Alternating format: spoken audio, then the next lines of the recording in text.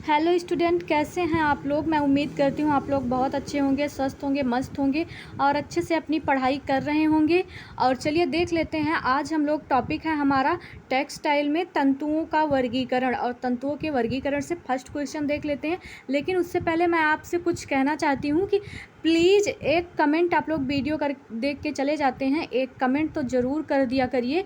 आपका एक कमेंट हमारे लिए उत्साह का काम करता है। ऐसे ही अच्छी अच्छी वीडियो लाते रहेंगे, तो वीडियो में कमेंट ज़रूर करें, चैनल को लाइक करें और अच्छी लगे वीडियो तो चैनल को शेयर भी करें। और चलिए ठीक है, बढ़ते हैं हम लोग फर्स्ट क्वेश्चन की ओर। तो पहला क्वेश्चन है हमारा, तंतुओं को मुख्यतः कितने भागों में वर्गीकृत किया गया है।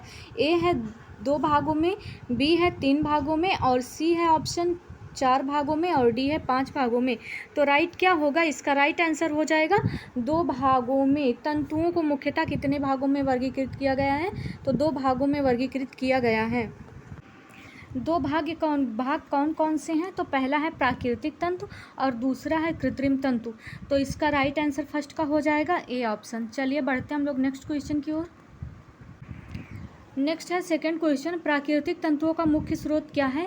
ए है रसायन, बी है खनिज और सी है पौधे एवं पशु और डी है प्रयोगशाला। तो इसका राइट आंसर क्या होगा, प्राकृतिक तंतुओं का मुख्य स्रोत क्या है, तो राइट आंसर हो जाएगा सी, ऑप्शन नंबर सी, पौधे एवं पशु से जो होते हैं हमारे प्राकृतिक तंतु प्राप्त होते हैं। रसायन क्या है, रसायन के द्वारा हमें कृत्रिम तंतु प्राप्त होते हैं, रसायन के माध्यम से कृत्रिम तंतु बनाए जाते हैं। और खनिज क्या होता है, तो एस्बेस्टस जो होता है वो हमारा खनिज में आ जाएगा। पेड़ पौधे तो आप लोग जान ही रहे हैं प्राकृतिक तंतु के अंतर्गत आएंगे। और प्रयोगशाला में जो हमारा कृत्रिम होता है वही हमारा प्रयोगशाला में प्रयोग करके बनाया जाता है। तो सेकंड का राइट आंसर हो जाएगा ऑप्शन नंबर सी।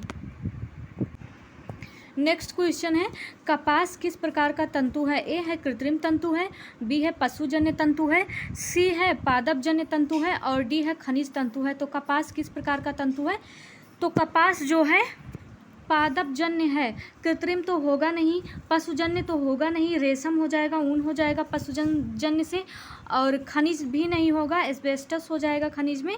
तो इसका राइट आंसर क्या हो जाएगा, कपास किस प्रकार का तंतु है, तो कैसा तंतु है कपास, तो पादपजन्य है। पादपजन्य यानी जो हमें पेड़ पौधे से प्राप्त हो, तो पादपजन्य इसका राइट आंसर हो जाएगा, यानी 3 का राइट आंसर हो जाएगा option number C. Next question है, ऊन किससे प्राप्त होता है। ए है कपास से, बी है रेशम कीट से और सी है भेड़ से, तो डी है पेड़ पौधे से। तो इसका राइट आंसर हो जाएगा ऊन हमें भेड़ से प्राप्त होता है। नेक्स्ट हम लोग देखेंगे क्वेश्चन, रेशम किससे प्राप्त होता है। ऊँट से प्राप्त होता है, तो ऊँट से हमें ऊन प्राप्त होता है। रेशम कीट से प्राप्त होता है। पौधे से हमें क्या प्राप्त होता है, कपास, कापोक, लिलन, हेम्प, ये सारे पौधे से प्राप्त होते हैं। और कपास, तो इसका राइट आंसर क्या होगा, रेशम किससे प्राप्त होता है, तो रेशम कीट से प्राप्त होता है। तो इसका राइट आंसर हो जाएगा रेशम कीट, 5 का हो जाएगा बी। नेक्स्ट क्वेश्चन है, जूट किस पौधे से प्राप्त होता है। ए है पटसन से प्राप्त होता है, बी है कपास से प्राप्त होता है और सी है सन से प्राप्त होता है और डी है ऊन से प्राप्त होता है। तो इसका राइट आंसर क्या होगा, जूट किस पौधे से प्राप्त होता है, तो इसका राइट आंसर होगा जूट पटसन से प्राप्त होता है। तो 6 का राइट आंसर क्या हो जाएगा, राइट आंसर हो जाएगा ए, पटसन। आगे हम लोग देखेंगे नेक्स्ट क्वेश्चन क्या है, नायलॉन किस श्रेणी का तंतु है। ए है प्राकृतिक श्रेणी का है, या बी है कृत्रिम का है, या फिर सी है मिश्रित का है और डी है खनिज का है। तो बताइए जल्दी से आप लोग, नायलॉन किस श्रेणी का तंतु है, तो नायलॉन किस श्रेणी का तंतु है, इसका राइट आंसर हो जाएगा कृत्रिम, है ना। नायलॉन किस श्रेणी का तंतु है, तो कृत्रिम श्रेणी का तंतु है नायलॉन। बढ़ते हैं हम लोग नेक्स्ट क्वेश्चन की ओर। नेक्स्ट है, रेयान को किस नाम से जाना जाता है। ए है कृत्रिम रेशम के नाम से जाना जाता है, या बी है प्राकृतिक ऊन के नाम से जाना जाता है, या फिर सी है पादप रेशा के नाम से जाना जाता है, या फिर डी है मिश्रित ऊन के नाम से जाना जाता है। तो बताइए जल्दी से, रेयान को किस नाम से जाना जाता है, तो इसका राइट आंसर हो जाएगा कृत्रिम रेशम के नाम से जाना जाता है रेयान को, राइट आंसर हो जाएगा answer number A. Next question है 9 नंबर का, ऊन रेशम किस समूह में आते हैं। थोड़ा फास्ट करेंगे हम लोग, जल्दी जल्दी। ऊन रेशम किस समूह में आते हैं। ए है पादपजन्य में आते हैं, बी है पशुजन्य में आते हैं, सी है कृत्रिम में आते हैं और डी है मिश्रित में आते हैं। तो इसका राइट आंसर क्या होगा। इसका राइट आंसर हो जाएगा ऊन और रेशम पशुजन्य में आते हैं, हमें पशुओं द्वारा प्राप्त होते हैं। और पादपजन्य से क्या प्राप्त होते हैं, पेड़ जो हमें पेड़ पौधे से प्राप्त हो। कृत्रिम से और मिश्रित से जो मिला के बने, कृत्रिम से क्या प्राप्त होता है, जैसे रेयान प्राप्त होता है कृत्रिम से। इसका राइट आंसर क्या हो जाएगा 9 का ऑप्शन नंबर बी राइट हो जाएगा। नेक्स्ट क्वेश्चन है, कपास का मुख्य रासायनिक घटक है। ए प्रोटीन है, बी सेलुलोज है, सी केराटिन है और डी नायलॉन है। कपास का मुख्य रासायनिक घटक क्या है। तो इसका मुख्य रासायनिक घटक क्या है, सेलुलोजिक होता है, जो हमें पेड़ पौधे से प्राप्त होता है उसमें सेलुलोज पाया जाता है। तो कपास का मुख्य रासायनिक घटक क्या है, तो इसका राइट आंसर हो जाएगा सेलुलोज। नेक्स्ट क्वेश्चन है, ऊन का मुख्य रासायनिक घटक क्या है। ए है सेलुलोज है, बी है प्रोटीन जिसे हम केराटिन कहते हैं वो है, या फिर है पॉलिएस्टर है और डी है पॉलीमर है। तो इसका राइट आंसर क्या होगा। इसका राइट आंसर हो जाएगा ऊन का मुख्य रासायनिक घटक क्या है, तो प्रोटीन है जिसे हम केराटिन कहते हैं। प्रोटीन ऊन का मुख्य घटक है। और ऊन में कौन सी प्रोटीन पाई जाती है, तो केराटिन प्रोटीन पाई जाती है। तो 11 का राइट आंसर क्या होगा, ऑप्शन नंबर बी राइट हो जाएगा। नेक्स्ट क्वेश्चन है, रेशम का रासायनिक संगठन क्या है।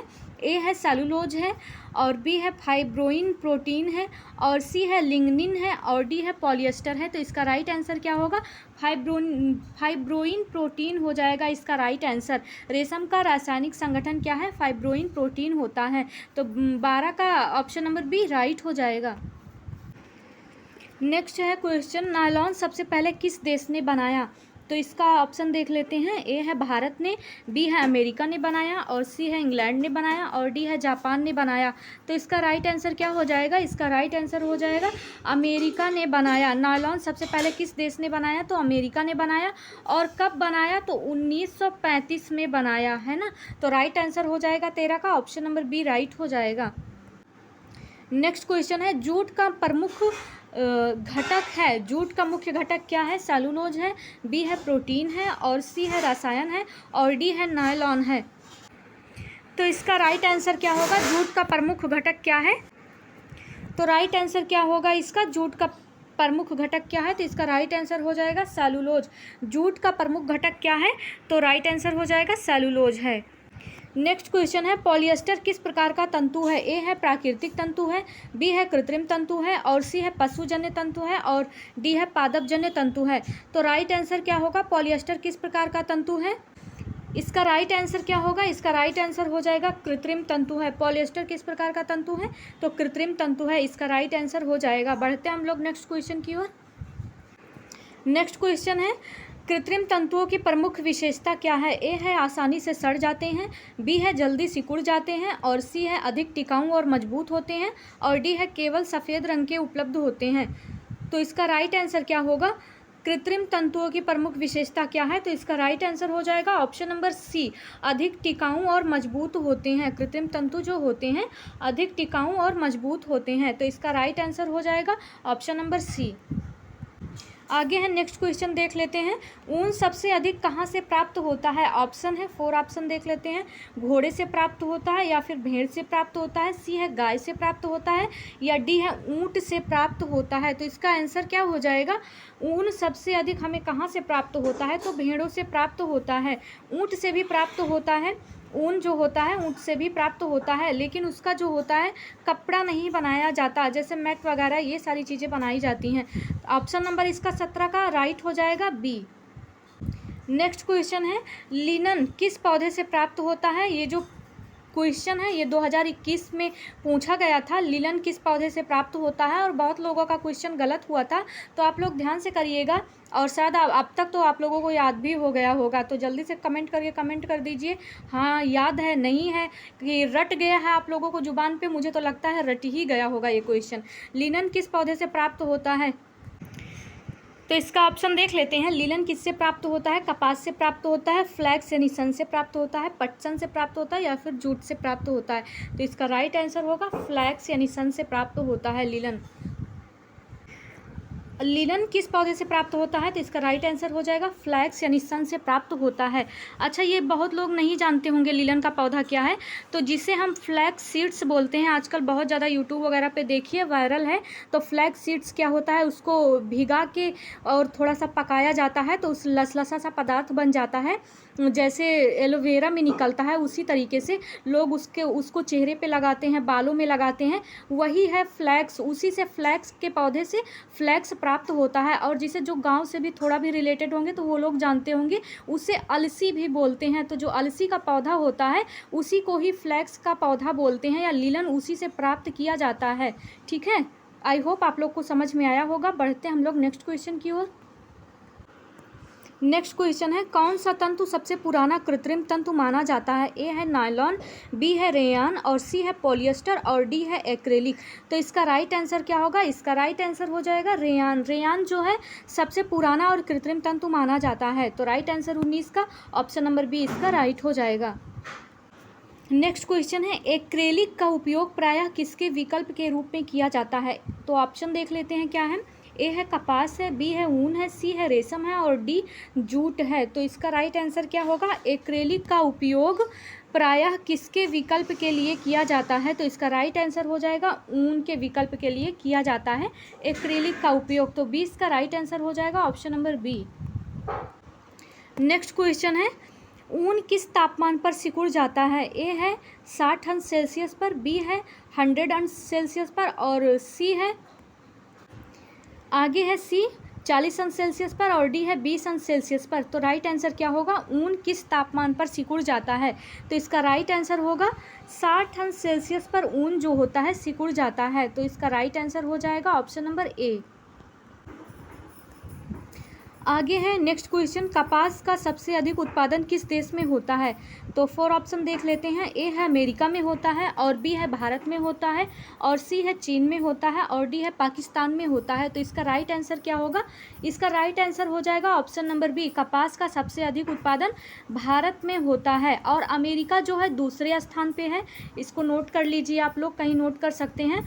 और चीन क्या है? चीन भी प्रमुख उत्पादक है कपास का, और पाकिस्तान जो है ये चौथा 5वें स्थान पे है पाकिस्तान। तो इसका राइट आंसर क्या हो जाएगा? कपास सबसे अधिक उत्पादन किस देश में होता है? तो भारत में होता है। ऑप्शन नंबर बी राइट हो जाएगा। बढ़ते हैं हम लोग नेक्स्ट क्वेश्चन की ओर।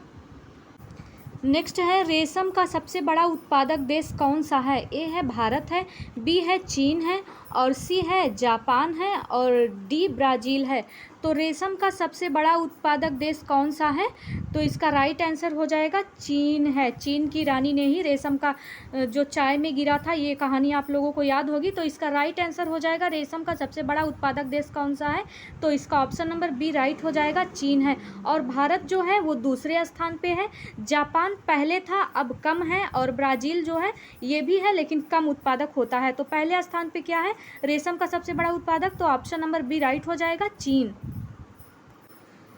नेक्स्ट क्वेश्चन है, प्राकृतिक तंतु पर्यावरण के लिए कैसे होते हैं? तो इसका आंसर क्या है देख लेते हैं। 4 ऑप्शन, प्रदूषणकारी होते हैं, बी जैव अपघटनीय होते हैं, और सी है हानिकारक होते हैं, और डी है कृत्रिम होते हैं। तो इसका राइट आंसर क्या हो जाएगा?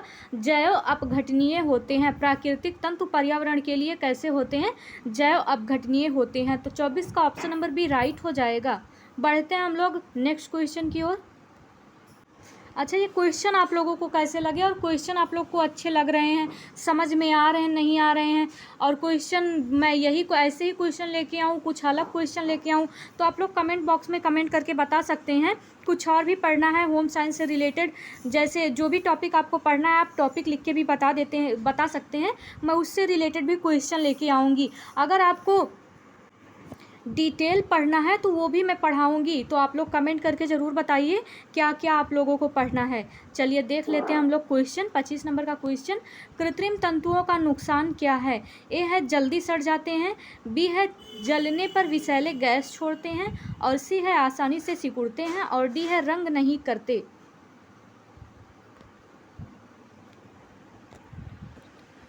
रंग नहीं करते।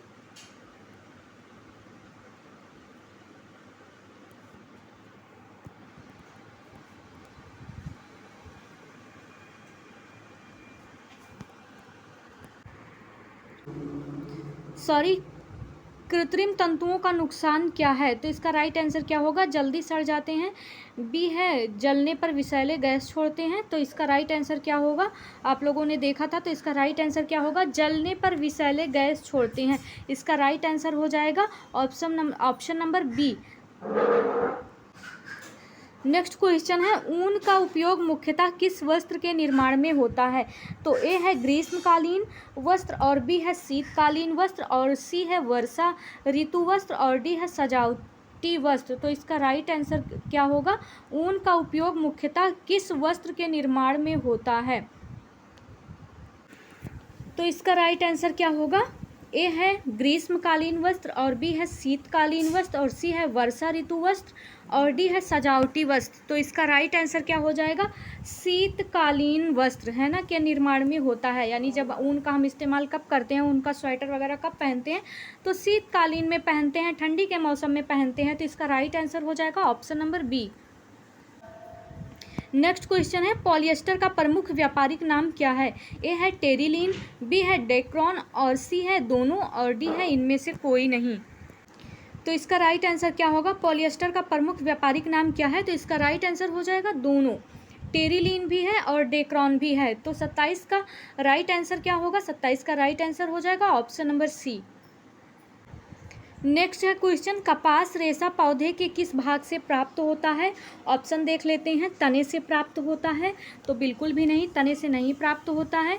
बीजों के चारों ओर से प्राप्त होता है। सी है पत्तियों से प्राप्त होता है, तो ये भी गलत है। और डी है जड़ से प्राप्त होता है, ये भी गलत है। तो राइट आंसर क्या हो जाएगा? इसका राइट आंसर हो जाएगा बीजों के चारों ओर से प्राप्त होता है। कपास रेशा पौधे के किस भाग से प्राप्त होता है? तो बीजों के चारों ओर से प्राप्त होता है। इसका राइट आंसर हो जाएगा ऑप्शन नंबर बी।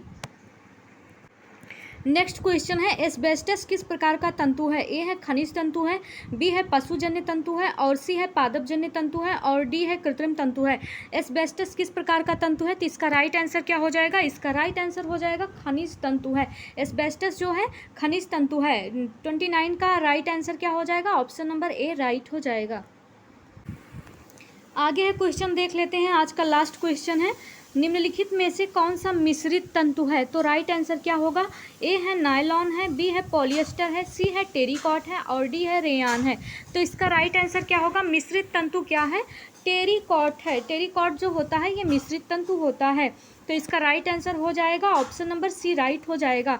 और आज का यहीं पे क्वेश्चन समाप्त होता है। तो वीडियो आपको कैसे लगी कमेंट करके कमेंट में ज़रूर बताइए। वीडियो को लाइक कीजिए, चैनल को सब्सक्राइब कीजिए, और बेल आइकॉन ज़रूर प्रेस कीजिए, ताकि जैसे ही वीडियो आप लोगों को अपलोड हो चैनल पे वैसे ही मिल जाए। तो वीडियो कैसी लगी कमेंट में कमेंट करके ज़रूर बताइए। Thank you.